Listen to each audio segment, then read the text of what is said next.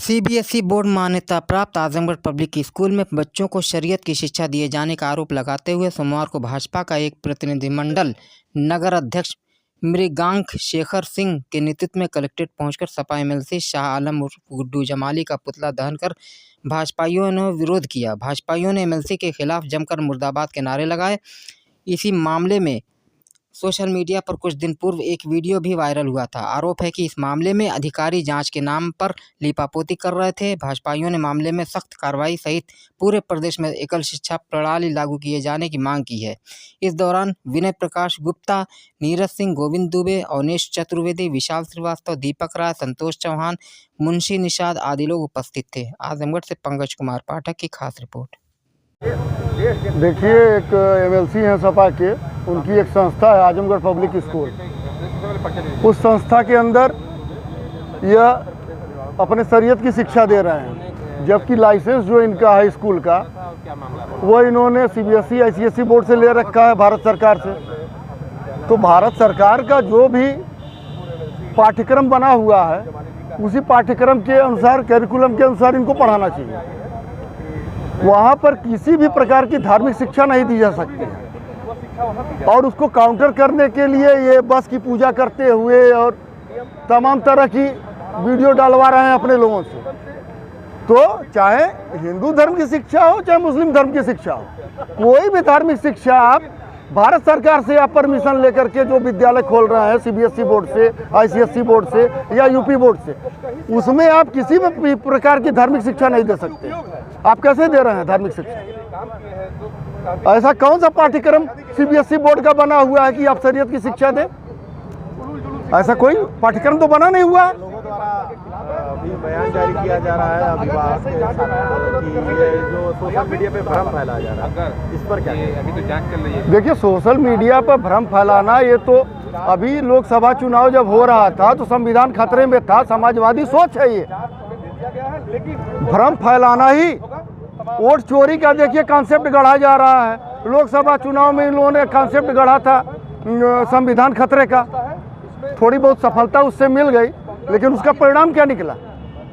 अच्छा, टीम बनी है, अधिकारी टीम बनाए, देखिए अधिकारी तो टीम, डीएम साहब ने आश्वासन दिया था कि जो हमारा किसान मोर्चा का अध्यक्ष था वहाँ का हाफिजपुर मंडल का, उसका बुलडोजर से एक रात में घर गिरा दिए। आश्वासन दिया 1 हफ्ते में निस्तारण कर दिया जाएगा, उसको मुआवजा दिया जाएगा। कुछ नहीं मिला उसको। पोखरे की जमीन पर लेखपाल ने कबूल किया कि 204 नंबर में ही कब्जा हो रहा है। उसके बाद भी अभी जांच ही चल रही है, वो सीआरओ साहब को जांच गई हुई है। आखिर ये शिकायतें ऊपर कैसे पहुंचेंगी जब अधिकारी? अब यहाँ पर एलआईयू है, भारत सरकार का, यूपी सरकार का, सब वहाँ पर व्यवस्था है। इनको भेजना चाहिए भाई। यहाँ पर जिला पंचायत अध्यक्ष सपा का है, 2 सांसद सपा के हैं, एमएलसी विधायक सब उसी के हैं, ज़्यादातर प्रधान बीडीसी सब उसी के हैं। तो यहाँ पर अप्रत्यक्ष रूप से सपा अपनी सरकार चला रही है। यहाँ के प्रशासन का व्यवस्था देख करके नहीं समझ में आता है कि यहाँ उत्तर प्रदेश में ही आजमगढ़ है कि आजमगढ़ यूपी से बाहर हो गया है। यहाँ बाबा की सरकार है कि नहीं है? जिस तरह से अधिकारी यहाँ पर मनमानी कर रहे हैं।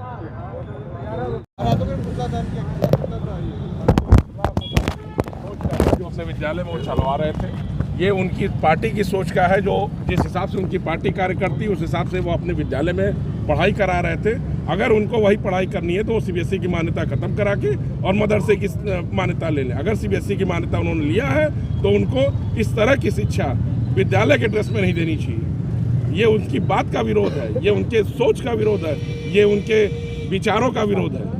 जिस दिन घटनाक्रम हुआ था उस दिन कुछ पत्रकार यहाँ से गए थे और वहाँ के प्रिंसिपल से बात करना चाहे, वहाँ के प्रिंसिपल ने बात नहीं किया और टाल दिया। दूसरे दिन उन्होंने एक बयान जारी किया, हिंदी में जारी किया। नहीं, उस दिन उन्होंने इंग्लिश में बयान दिया। उस दिन उन्होंने सिंपल कहा कि I will talk in English. और दूसरे दिन का जो उनका वीडियो आया है उसमें उस घटना को वो खुद जस्टिफाई कर रही हैं। वो कह रही हैं कि बच्चे पूछ रहे हैं टीचर से, जबकि वीडियो में जितने लोग देख रहे हैं टीचर पूछ रही बच्चे से। इसका मतलब कि जो ये 2 तरह की बातों को भ्रम फैलाने का वो लोग काम कर रहे हैं कि ये उनके विद्यालय का नहीं है, उसको भी वो जस्टिफाई कर रही कि उनके विद्यालय का है। अगर वो जस्टिफाई कर रही कि उनके बच्चों द्वारा पूछा जा रहा, तो पूरे वीडियो में आजमगढ़ की जनता देख रही है। मैं आजमगढ़ की जनता से यही आह्वान करना चाहता हूँ कि अगर वो अपने नियम कानून को नहीं बदल सकते तो आप अपना विद्यालय बदल लीजिए। ऐसे बच्चों के साथ अपनी बच्चों की ज़िंदगी बर्बाद मत करिए। जो 2-3 गार्जियनों का वीडियो उन्होंने जारी किया है वो पूरी तरह से भ्रम फैलाने के लिए किया है। क्या वजह है कि अभी तक कार्रवाई नहीं हुई? कार्रवाई के लिए 3 सदस्यों की कमेटी का गठन हुआ है और समस्याओं की कमेटी का गठन केवल लिंगारान करने के लिए होता है।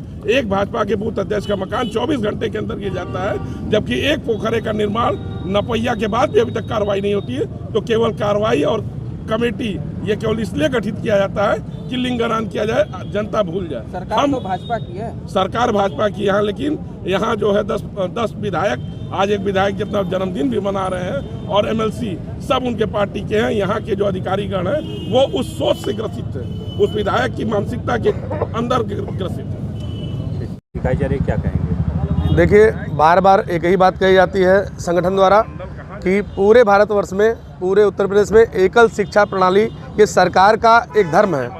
पूरे भारतवर्ष में एकल शिक्षा प्रणाली जिस दिन लागू कर देगी सरकार, उस दिन ये जितनी भी वैचारिक मतभेद और विद्यालयों में अलग अलग से अनीति के पाठ पढ़ाए जा रहे हैं ये बंद हो जाएंगे। उनका अपने धर्म के विषय में पढ़ाना कहीं से अनुचित नहीं है, लेकिन सार्वजनिक रूप से अगर उन्होंने CBSE की मान्यता ले रखी है, ICSE की मान्यता ले रखी है, तो वहाँ पे जो भी सरकार द्वारा आवंटित पुस्तक पाठ्यक्रम है NCERT और उसके माध्यम से उनको पढ़ाना उनका नैतिक धर्म है। अगर उसमें ये कोई अप एंड डाउन कर रहे हैं तो ये सीधे सीधे मान्यता को निरस्त करने की परंपरा का अनुसरण कर रहे हैं। अभी कुछ पेरेंट्स का बयान उन्होंने जारी किया है मीडिया के थ्रू कि ऐसा कुछ गलत नहीं है, लोग भ्रम फैला रहे हैं सोशल मीडिया पर। अब वो पेरेंट्स उस विद्यालय के हैं कि नहीं के हैं, इसकी जांच, ये जांच का विषय है। मैं पूरे प्रदेश के विद्यालयों के लिए सरकार से ये अपील करता हूँ, पुनः बार बार अपील की जाती है कि NCERT और एकल शिक्षा प्रणाली पे ध्यान दें। जिस दिन भारतवर्ष में एकल शिक्षा प्रणाली लागू हो जाएगी उस दिन से ये सारे अनैतिक काम बंद हो जाएंगे। यही विद्यालय नहीं, आपके बगल में जो शहर का माना जाना विद्यालय ज्योति निकेतन भी है, वहाँ भी सेम परंपरा है। वहाँ ईसाई धर्म को प्रमोट किया जाता है, वहाँ पे धर्म परिवर्तन कराया जाता है। तो सरकार जब तक चेतेगी नहीं तब तक ऐसी दुश्वारियाँ हमेशा झेलनी पड़ेगी। मैं सरकार से ये आह्वान करता हूँ कि एकल शिक्षा प्रणाली लागू करा के इस सारी समस्याओं को निदान किया जाए। देखिए, यह एक सनातन देश है जिसमें प्राकृतिक रूप से हम लोग रहते हैं। सूरज सनातन है, चंद्रमा सनातन है, प्रकृति की व्यवस्था सनातन है, इसलिए हम उनके अनुकूल सनातन रहते हुए हर कार्य को करते हैं।